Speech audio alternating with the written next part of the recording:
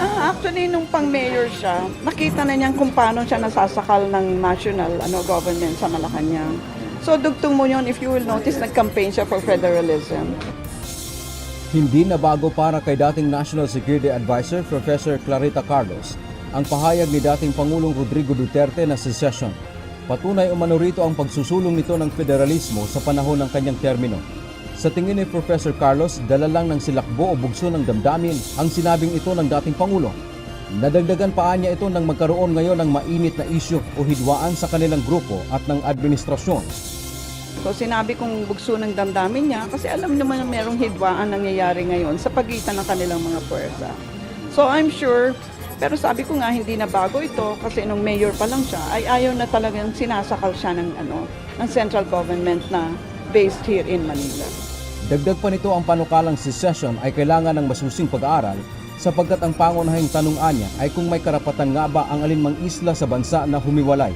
Si dating Presidential Spokesperson at Constitutional Law Professor Attorney Edwin Lacerda naniniwala ring hindi seryoso ang dating punong ehekutibo sa pahayag nito.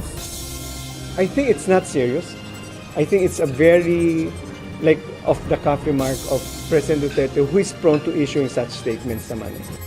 Maging si dating Presidential Spokesman Attorney Harry Roque ay naniniwalang dahil lang sa frustration kaya nasabi niya ito.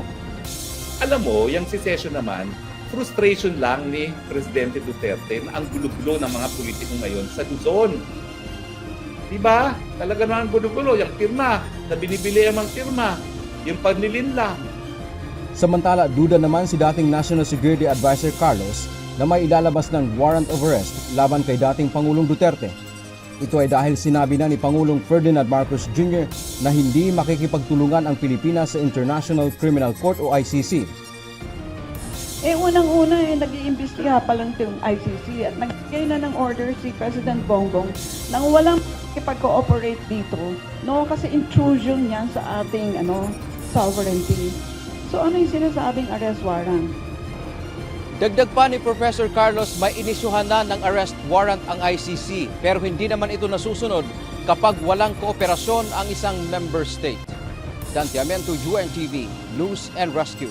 Diyos ang aming sandigan, serbisyo publiko ang aming pinahahalagahan.